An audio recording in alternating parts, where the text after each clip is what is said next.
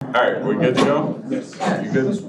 All right, I'd like to call our Finance and Audit meeting for July 3rd, 2024 to order at 8:30 a.m. We have all members in attendance except for Brian and Terry. Brian, I know, has called in. Has Terry called in yet? No? So I'll entertain a motion to allow Brian to attend remotely. Teresa, Larry, all those in favor say aye. Aye. Any opposed? Okay, motion carries. Welcome, Brian. If Terry calls in at some point, let me know so I can have her come in.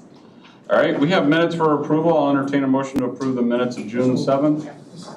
So moved. Teresa, Larry, any comments, concerns? All those in favor? Aye. Any opposed? Okay, motion carries. All right. Are you guys done talking over there?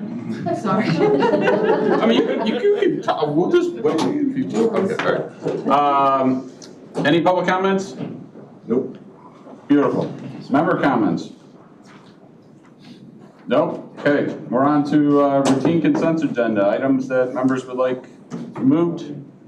Teresa? 6, 9, and 6, 10. I'm looking really fast, hoping I pulled the ones that I meant. Those are both the court ones, right? Yes. Yes, those are the two. Okay. Any- I have to abstain from 6-1 and 6-12 Okay. and 6-9, but I don't have to share you. Okay, so we'll 6, 9, 6, 12, you said? Yep. Okay. What was the last one, sorry? 6, 12. 1, 9, and 12. 1, 9, and 12. Yep. Anything else?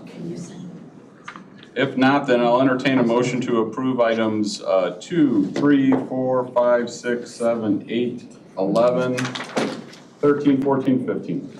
So moved. Kelly? Carolyn? I don't want to be a hand grabber for all of them. That's all right. Okay, we'll go to vote. Kelly? Yes. Teresa? Yes. Carolyn? Larry? Yes. Brian?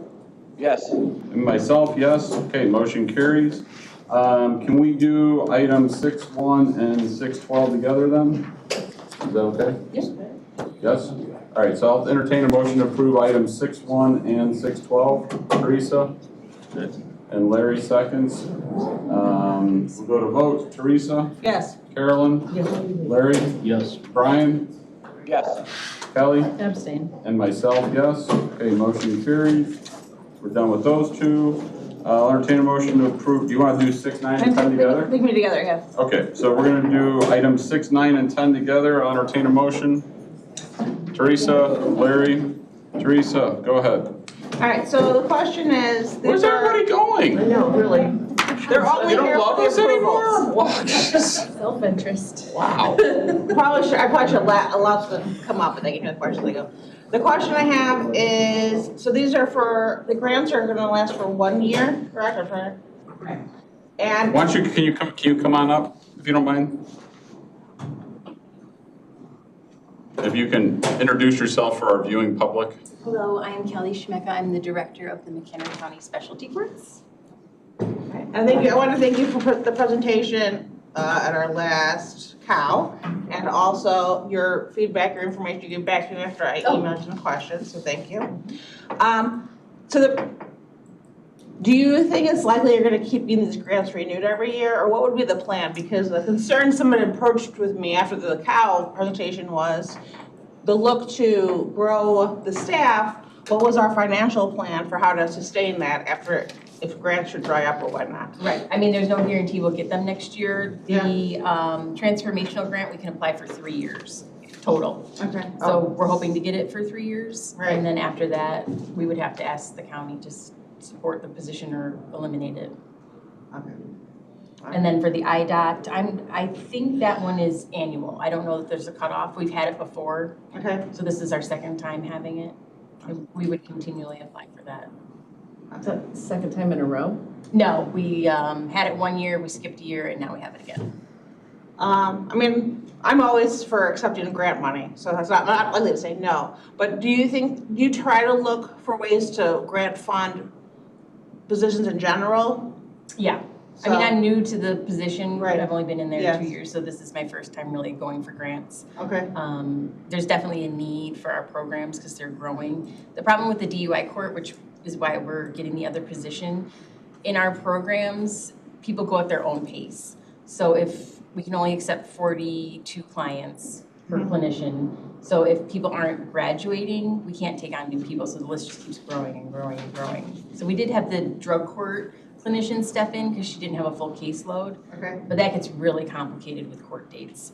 So we did that for a while till people graduated, and now we only have a few people on our wait list, but the next graduation will be October, and then the next one won't be till spring. So there's like a big gap from graduations where the list just keeps growing. Okay. So, and how many clients does each clinician, what's a reasonable amount for them to handle? And at the moment, they might be unreasonable amount, but what would you think is a We try reasonable to keep it amount? at 42, that's best practice. For one clinician? Correct. Okay. Otherwise, it pretty much becomes case management instead of mental health. Okay. It's just trying to maintain them. Okay. So we really try to keep the numbers low. All right, so this new position will let you grow the courts, your client, The your. IDOT one will give us another clinician. Okay, So there'll be 2 clinicians for the DUI court. okay, so you could go up to like 84 then? Yeah. And we definitely have a long list, right? Right now, it's kind of small because we just had a graduation. Okay, okay. But it has the potential to grow. We just keep getting referrals. All right, well, hopefully I've done my due diligence asking questions. Yes. I mean, I think eventually I Yes. would love the county to support the positions. I mean, I'll continue to go for grants, but of course, there's no guarantee. That's the problem with grants. So, Right. see where it goes. Kelly, would this be a candidate down the line, for a mental health board grant? We can always apply. The mental health board does support part of our current DUI court clinician. So we do get funding from them. Thank you. Okay, all right, thank you. Any other questions? Okay, if not, then we'll go to vote on items 6, 9, and 610. Carolyn? Yes. Larry? Yes. Brian? Yes. Kelly? I have to abstain. Okay. Teresa? Yes. And myself, yes. Okay, motion carries. All right, we are on to presentations. Tom?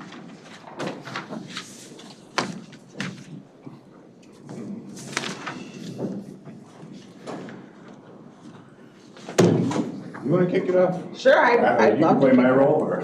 All right, yes. All right, so as the chair of Valley High, we had a little presentation yesterday to make sure that we were ready today to address the questions that the Finance Committee had about Valley High. I think that a couple of things that maybe need to be clarified from last month's audit from Baker Tilly, the report, was that when we saw that we had to do an adjustment for Valley High for that high amount of showing that we had a loss of $1.6 million, that's not money that was actually lost by Valley High. That's the way accounting has to account for what would happen if we had to cash in all of our investments on this date, right? So, and there's a plan that Donna Kurtz and Tom and probably somebody else, Scott, went forth on how to invest part of our fund reserve, our fund, to best grow and protect Valley High's sustainability. And so the plan is thought out. There isn't any reason why we would pull any of the investments early.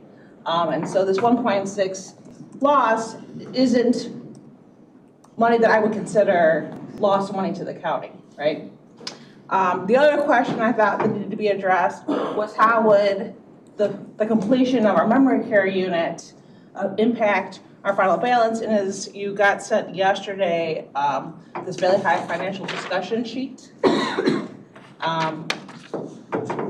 The county or Valley High has been paying out as we go for our build out.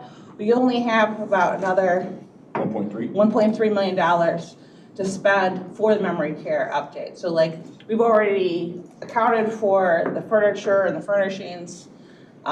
So the fund balance is currently at $22.4 million. That's not going to decrease substantially because of this project. So we would still have a little over $20 million after we're done building out the memory care unit.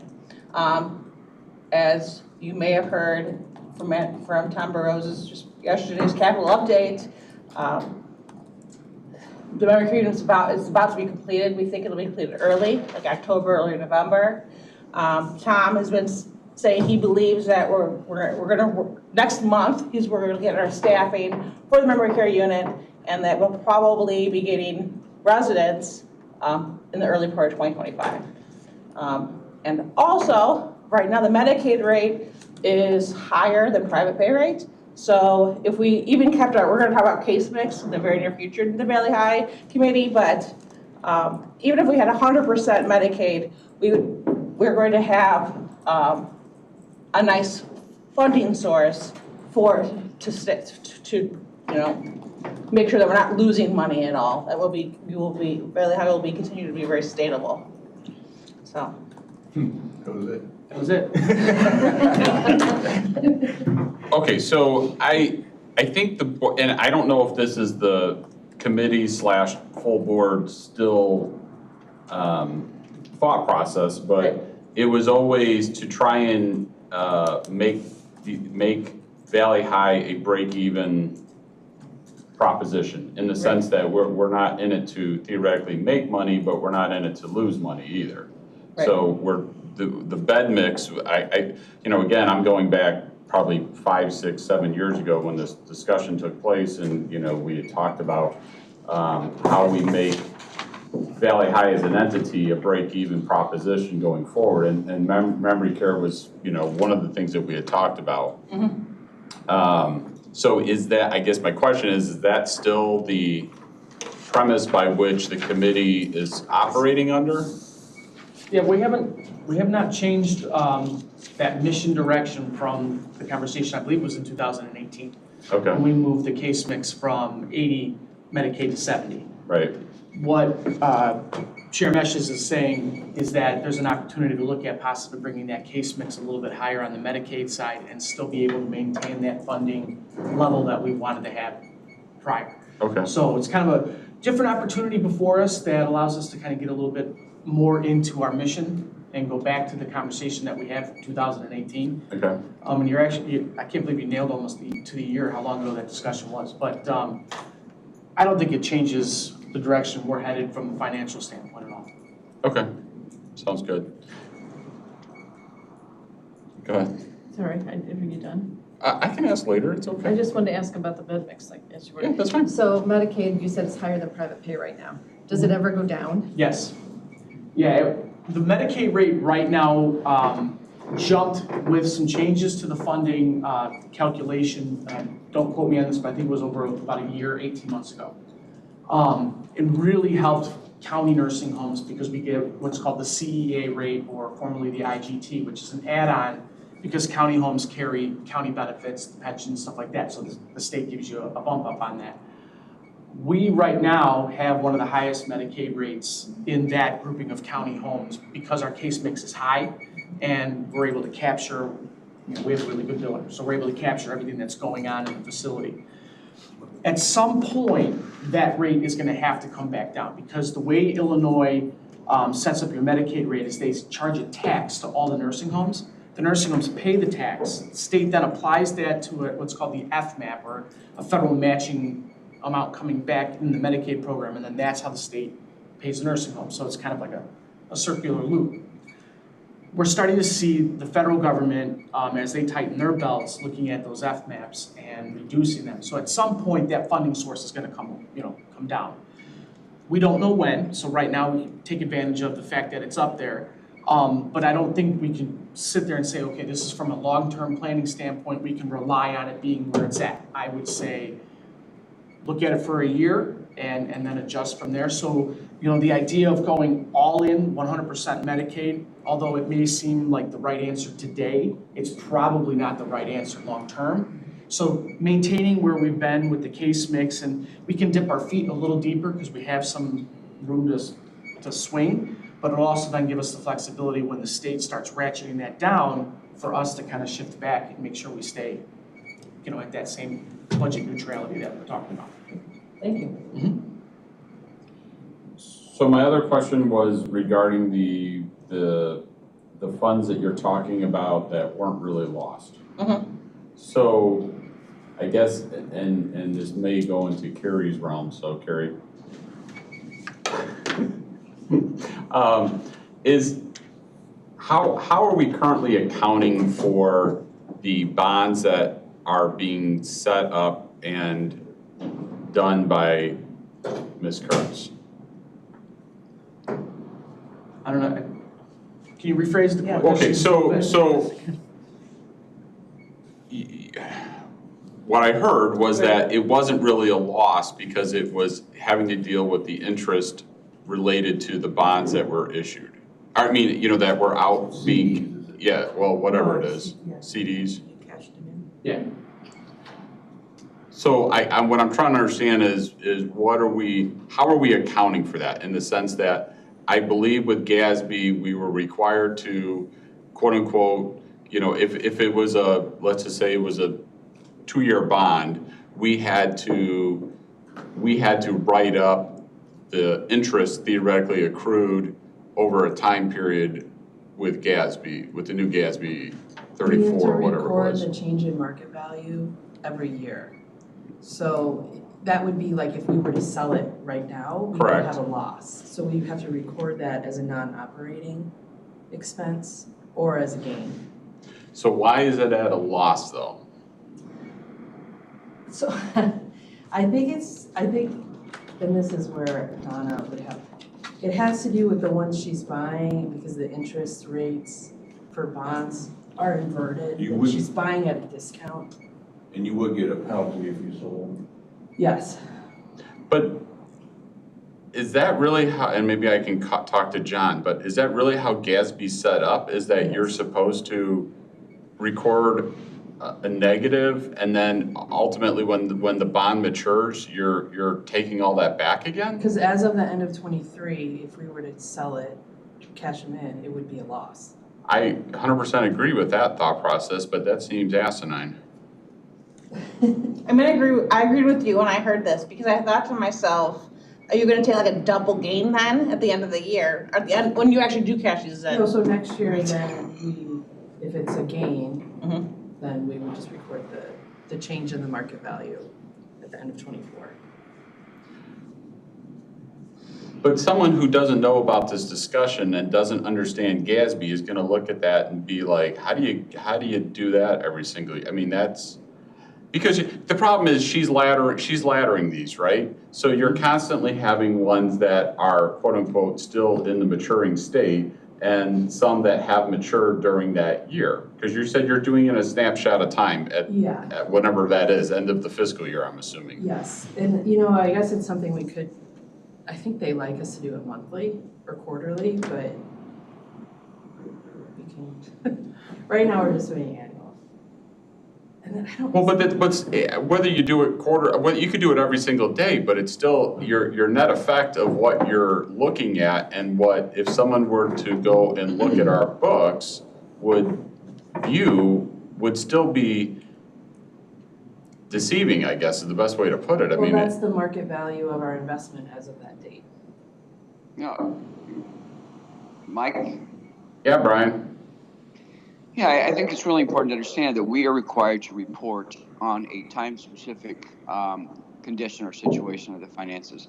And so when we do that report, then as has been said by Carrie, if we are selling these or valuing these as of today, we are showing a loss on that. But we still know that this is an investment, which is going to be down the road then in an increased situation. And so it is difficult for the public. It's difficult for many individuals in government financing to understand. But as you well know, we have the challenge of reporting as required today or whenever that date is, but as of time specific. But then we also are looking to the investment income in the future. So we just have to always keep that in mind, and it's a hard thing to explain to residents, but at the same time, it is a very typical type of approach. I think as far as determining, if you focus on the operating revenue and expense to make decisions about fund balance. 100% agree with that. I'm just wondering if there's some way that numerically we can explain this in the sense that if we are allowed to somehow put wording in there that explains that it's paper. I mean, it's really paper situation until it gets sold. An asterisk. Well, something. I mean, whether you. Last year we split them out. Yeah, we tried this. I gotta- The first time, Treasurer Kurtz, we all know, has gotten more aggressive in this kind of unique time of short-term dollars being more valuable than long-term investments. And in her first term last year, when she in fact realized that this is how it was going to be recorded, she was a little bit alarmed. Is that a fair statement, Carrie? So, but then we had to talk it through with John Rader, that this was how it was going to be, and we did talk a little bit about recording it in a little Yes. different way. Well, and that's why I guess my question is, and again, Carrie, you might be able to answer this, but what are we required by GASB and how we report it? In the sense that we have to report the information, but can we annotate what that really means so that someone picking up that document would be able to go, oh. Wait, I'm trying to see if there's a note on it. That's what I'm looking at right now. I want to make sure she can be heard, so.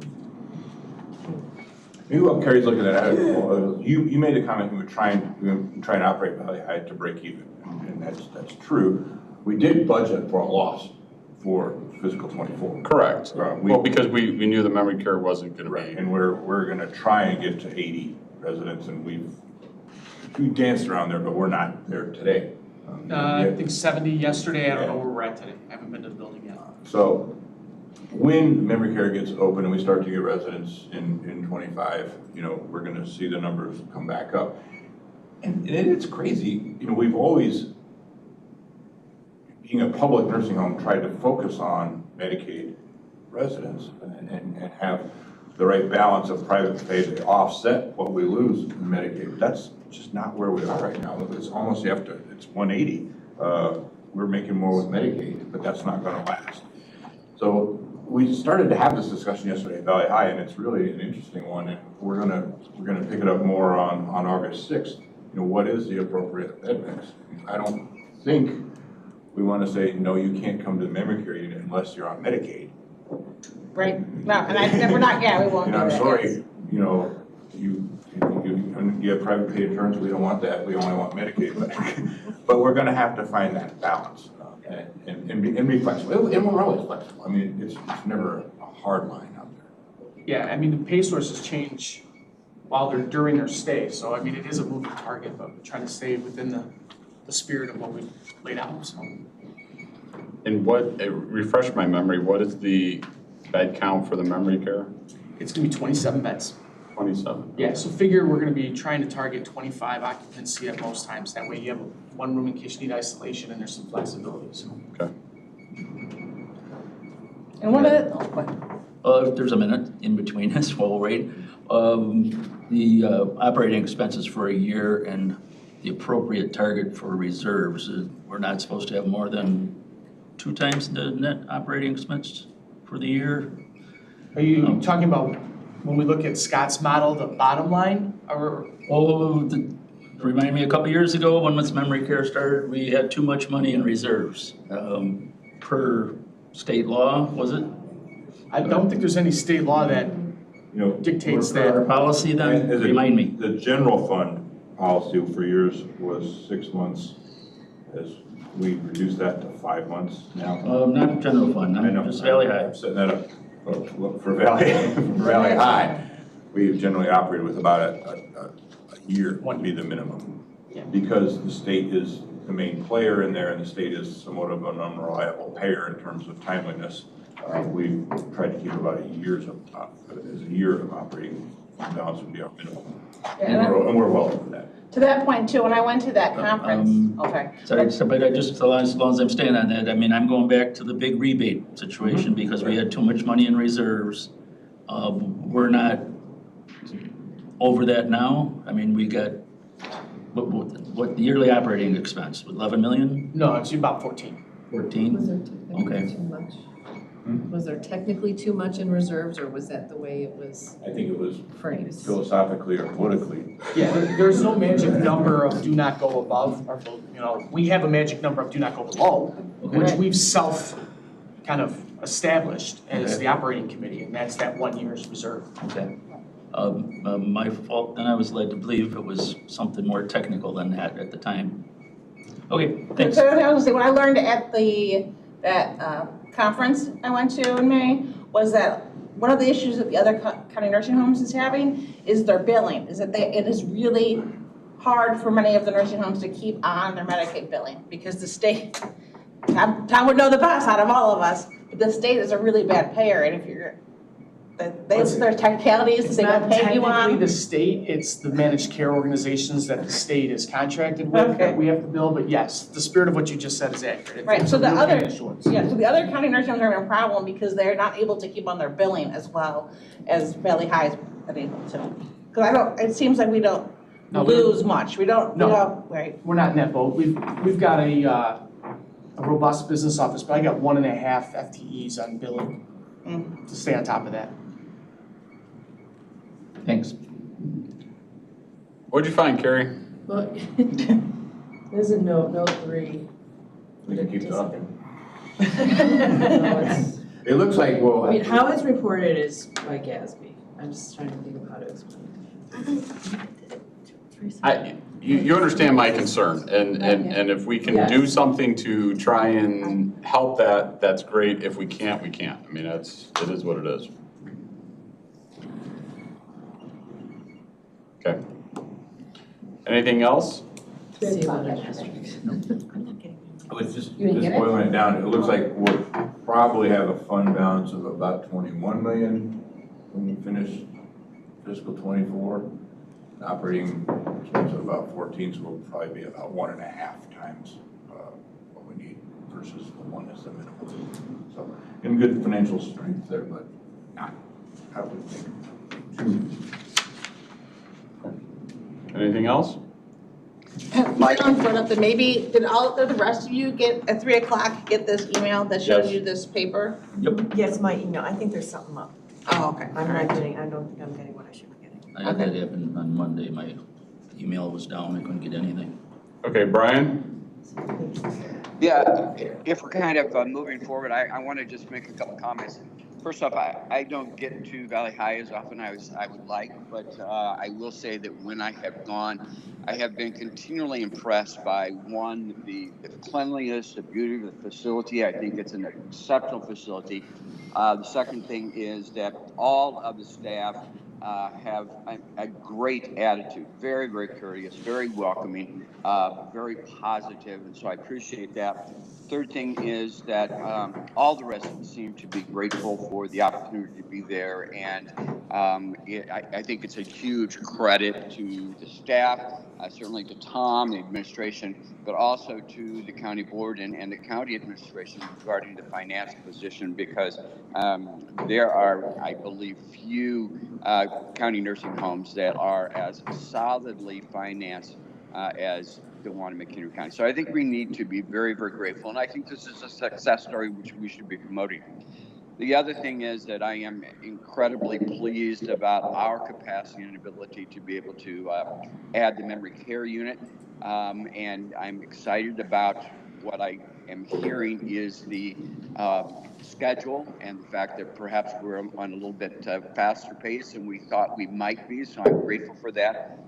There was an indication that we would be starting to staff here, in a good timeline. My question is that realistic in today's employment market?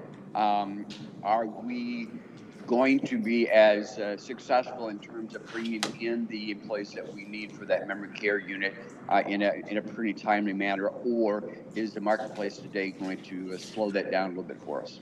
Thank you. Great question, and had you asked me this about 6 months ago, I would have told you that it would have been keeping me up at night, but we put that recruitment and retention plan and that wage adjustment through back, don't quote me on the month, but I think it was October. And since that point, we've stabilized our staffing. We have a pretty good interest for people to want to work on that unit. I am not concerned at all about our ability to staff it. Great, thank you so much. Yep. And the memory care unit on a whole is a lower skilled staff person. Yeah, it's not as medical model like the rest of the building is. It's more of a hospitality-based model, so it's more activity programming, CNA time versus nurse time. Great. Are there any other questions? Okay. Thanks, Tom. Thank you. We're on to item 8, Advanced McHenry County.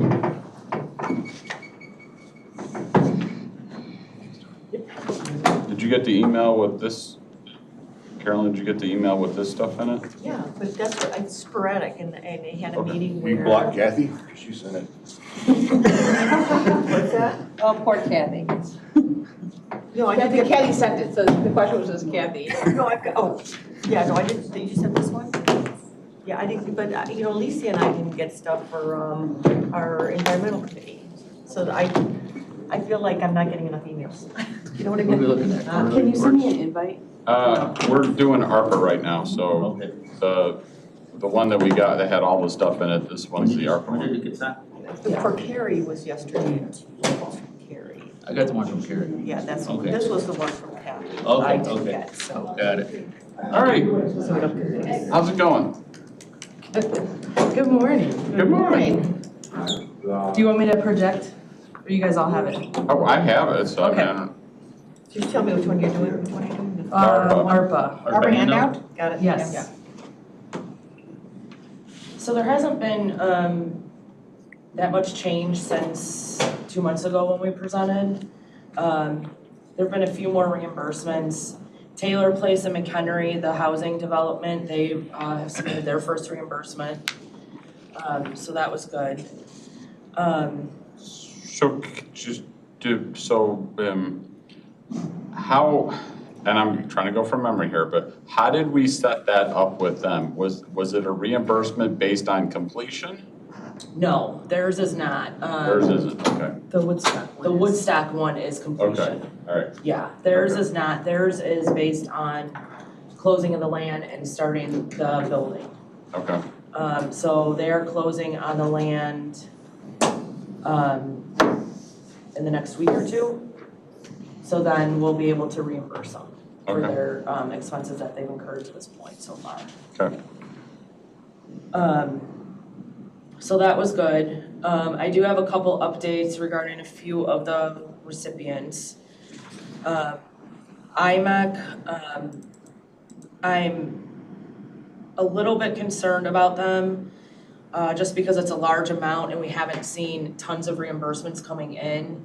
When I talked to them, they said that they had all these projects going, they were gonna be submitting for reimbursement, and I haven't seen any.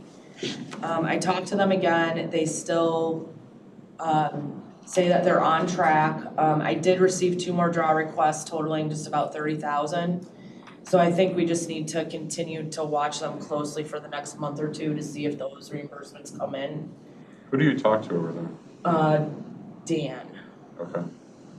Dan Hoffman. Okay. So I mean, he made it seem like they're on track to finish by the end of this year. I do not think that's going to happen, the rate that they're going, unless more start trickling in quickly here. So I think we need to just keep an eye on that one. The other one that I was concerned about is Rosecrans. That is the one where their program was doing better than expected. So they're receiving too much revenue so they had a couple ideas to add on to their program, which fit into their original approval. So they're currently working with Bronner Group to make sure that they meet all the guidelines. So I should have something for you next month on that if it does fit. I do have a call with them again today to just to stay on top of it. So we should have, Bronner said that they should have something for us next month for you guys to look at. So is the thought process, if they have Are you thinking that we need to approve a modification, or does it still fit under the same scope of which they originally applied? So right now, it's, what they're looking at would still fit under the same scope, but just an update to keep you informed. But no formal action, I guess, is what? At this point, what they're looking at, it doesn't seem like it. Okay. But I will let you know if that changes. Okay. YMCA, they did get their 26 campers. Everything is going good. They will submit for their reimbursement for this year at the end of the summer session. So, as soon as we get that. And they're only gonna have, so they only have 22 summers left after this, right? Yes. So I still think they're not gonna get anywhere near $442,000. I would have thought that it would be front-loaded. The amount of money they're spending, I would have thought would be the most year 1 and the least year 4, given what their goals were. I think that the problem with year 1 though was just the late approval. So they had already found other sources of income to kind of offset because they had to start recruiting and everything prior to it being approved. If it had gone through like originally when they originally wanted to, like back in February, March, it would have been larger for year 1. So I think this is gonna be the largest year. This will be a better gauge, I think, at the end of the Okay. summer. Yeah. All right, Yeah, so I think once we get that reimbursement, we can see, and then if we need to readjust, we can readjust. So, go ahead, so the 26 campers are for this year? Yes. And what percentage of the money does that take of the grant? Like if this is the best year and they were low last year? I don't know that this is the best year. Oh, It's just better than last year. better than last year, Yeah. okay. Because it's, So you we're saying that we're reimbursing for new campers. So they have to get 26 new campers again next year, and that's whatever we dole out would theoretically be the same next year and the year after. I mean, that's thought process wise, that would be. So I think at the end of the summer, so maybe September, we should have a better idea on them. New Directions, they were approved to purchase land and build a new building. I received an email from them this week that they did purchase land. They've started the process, but all of their construction bids are coming in higher than they were originally. So, because it's been a couple of years, so they're looking for they're trying to seek out additional grants to help fund the project. I'm not sure how much additional yet. That was a question that I had sent back and I haven't heard back, so.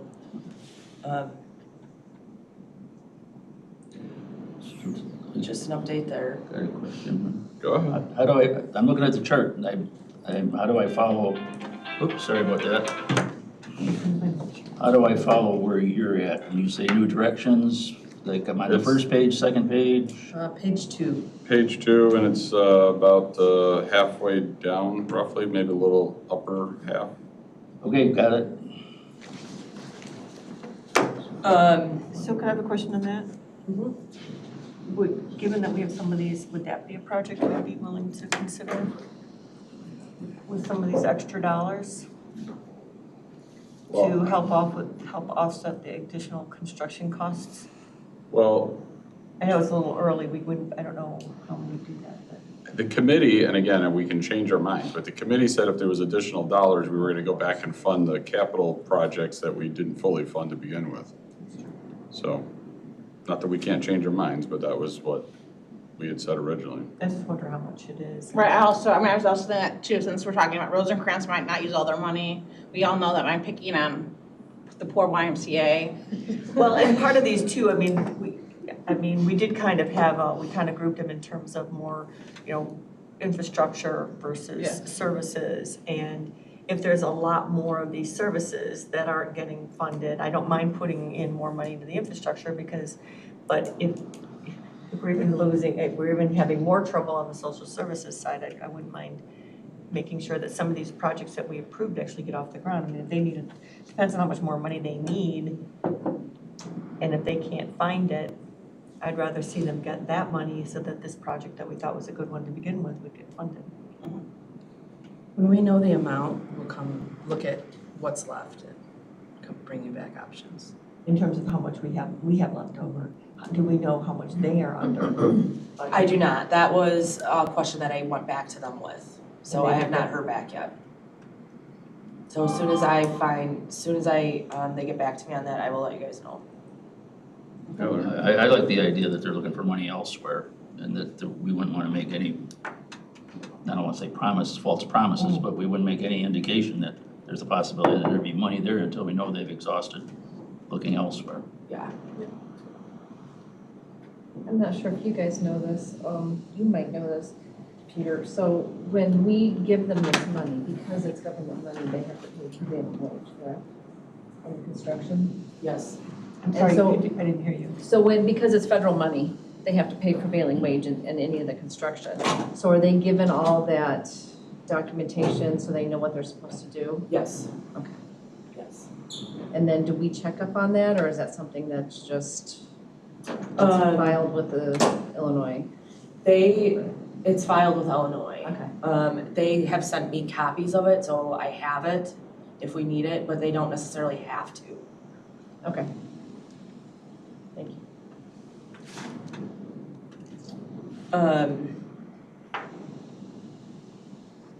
Child Advocacy Center, just an update on them. They are looking to update their budget. There wouldn't be anything formal that you guys would have to do because it still falls into their approved program. But they'd like to reallocate a larger portion to capital because they'd like to expand their building that they're currently in. So that's something that they're looking at with Bronner right now. Again, it wouldn't be any action for you, it's more just informative. And then lastly, I met with Mark from the new president of CEDC. And we had a nice conversation. We're gonna set up a meeting to go over what he's thinking and his ideas to make sure that it still fits in with all the requirements of ARPA. He does want to work with other outside agencies. So that is on the table. We don't have a date set yet, but we're starting. Yeah, I'm meeting with him next week too. And Mark's coming here on Wednesday. Okay. Am I meeting with you? It's another thing. Oh. What a busy guy, you know. Okay. So that is all I have right now for ARPA. Do you have any other questions? Minnie? Nope. Okay. All right. Thank you very much. You're welcome. We are on to CFO. Carrie. Okay. Well, first, I have to start with the most important. We received our GFOA award for the budget. Wow. The budget document. And I guess. At one point, does that not even become news anymore because it's just expected? Well, the thing about the sadness of the year that she has to come and say, or she just doesn't say it. We just assume it. Drag in, like, Right. they get it. Well, I thought maybe that would make everyone run to the website and look at how good because now it is. it's award winning. Yes. You ever get tired of winning gold medals? So this was the first year we used ClearGov.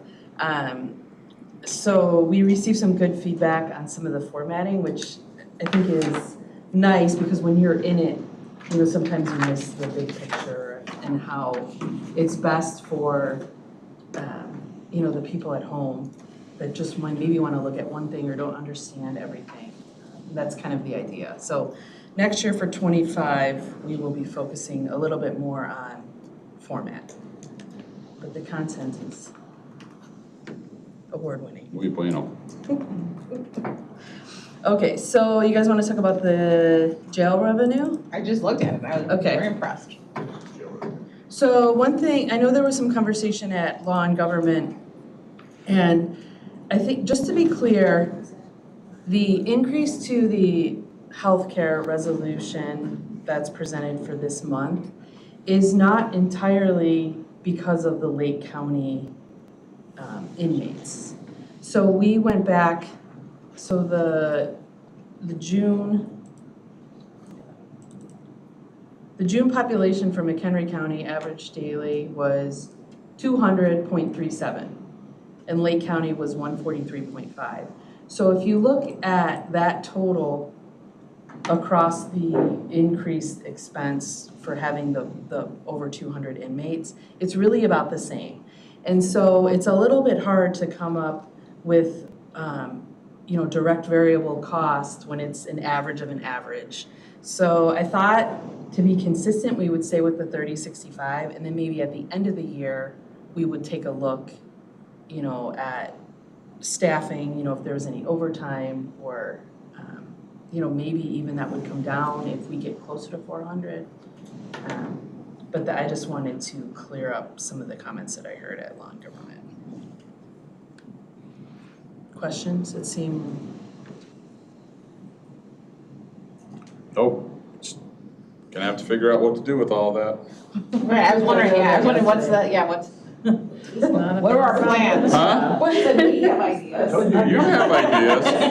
Very smart to stay here. I know, so Pete actually put a meeting on my calendar for right when I get back from vacation. That's something to look forward to on vacation. To maybe talk about getting the budget rolled up, at least internally, for us a little sooner so we can see where we're at, and then maybe think of some uses for this depending on where we're at. One-time fixed costs. Exactly. And maybe something in the sheriff's department, yeah. We do have reason to believe this agreement will continue into fiscal '25. Not for sure yet. I did put a call to Lake County Administrator yesterday, and I'm sure she and I will connect, not today, next week. But I just want to get her read on that, but that's kind of what I feel like. I also, I'll bring up another subject and we'll stick on jail. So based on your information that you're getting, the premise by the board over there is to kind of let things ride and continue the funding aspect? Because that was the biggest holdup, was the. So, this is financially working for them as well. Okay. While they have vacancies. So they're not gonna be able to fill what they need to fill right now, at least at the beginning of the year, to reduce it. I think maybe as they start hiring folks next year, next fiscal year, they may be able to reduce who comes over, but a lot of money in personnel is being saved For them. for them. Did you say it was 60 people they were down? Yes. It's a lot. It's a lot of people.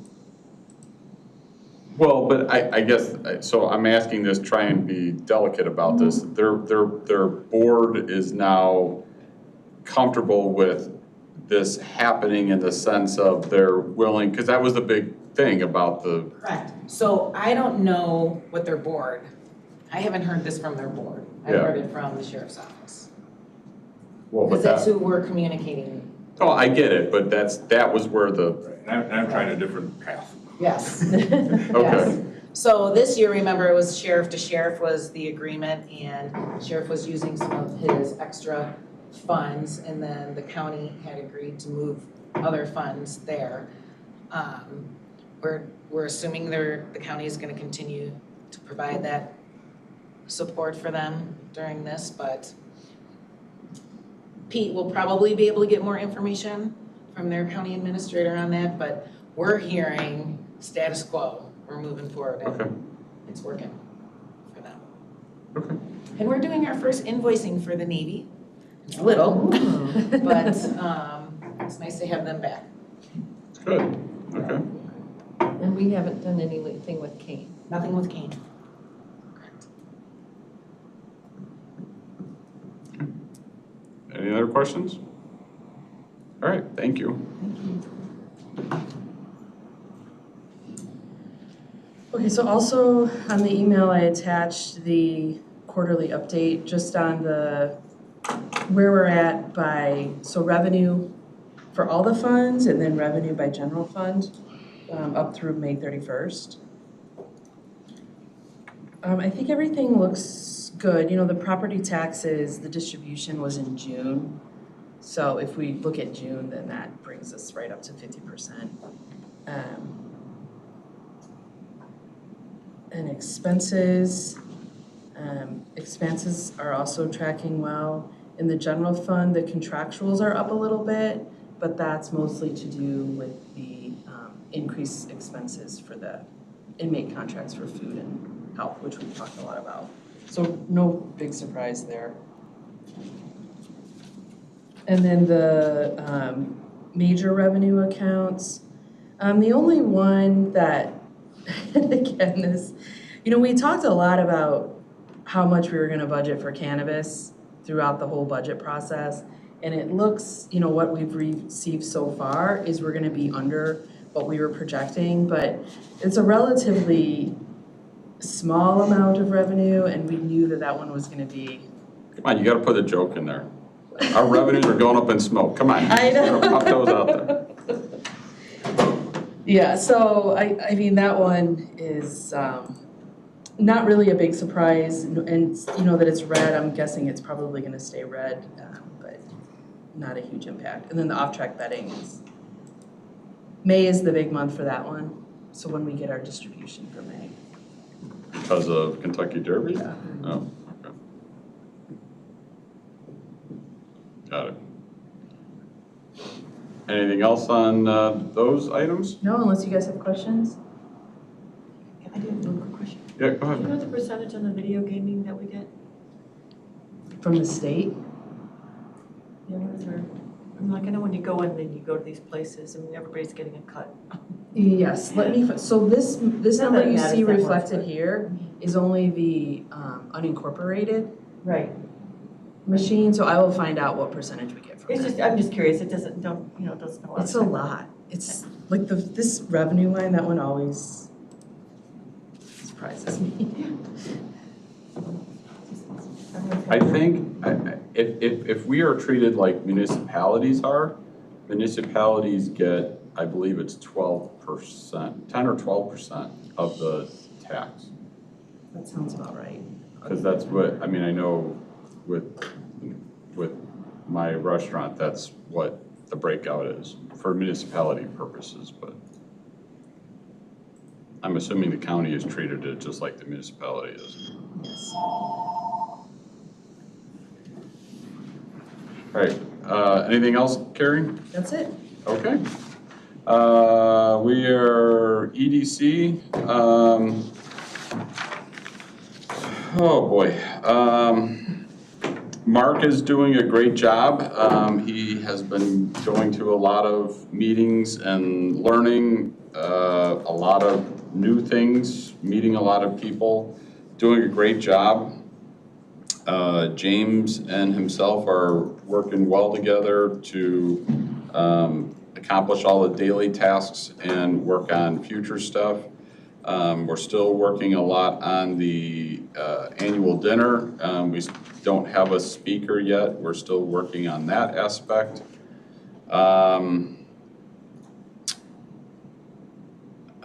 What else is, am I missing anything else? We are going to host the Greater Chicago Economic Partnership meeting on August 22nd at MCC in their new Caddy facility. I don't think that's an open to the public meeting, but it will be nice to have all 7 counties come out and see us. Show that off a little bit. Yeah, geez. Am I missing it? I'm trying, I mean, sometimes I'm in the weeds too much, so I don't really. No? Okay. Anyone have questions? No? The Adjournment McHenry County, Scott's not here, but do you have anything? No? I'm sure they're doing lots of great summer programming. Probably, yeah. Probably, yeah. All right. Anything else by anyone? Yes.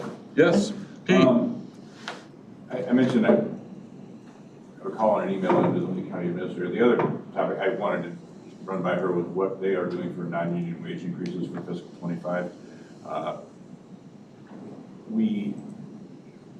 Suzanne has been doing some of her own research about what other local governments are doing in the area. Tentatively planning to bring forward in August a recommendation to administrative services and to you guys to talk about that. Just to get, it doesn't have to be the final answer, but at least to get a stake in the ground of what we can build a budget around. The last 2 years, inflation has been over 5% for the first time ever since the tax cap went into place. Carrie, you told me the other day it was like 7.1 and 5.9 the last 2 years, something like that. This year, for tax cap purposes, the state is capping us at 3.4% in terms of allowable growth. So that does tell you that inflation is coming down, and while we did 4% the last 2 years, I don't know that 4% is the right number this year. I don't know that it's not, but that's what we're kind of balancing right now. We'll have a good discussion next month. We'll be able to tell you with a little bit more specificity what other governments are doing. Okay. Any other questions? If not, then I'll entertain a motion to adjourn at 9:26 a.m. Teresa, Kelly, all those in favor say aye. Aye. Opposed?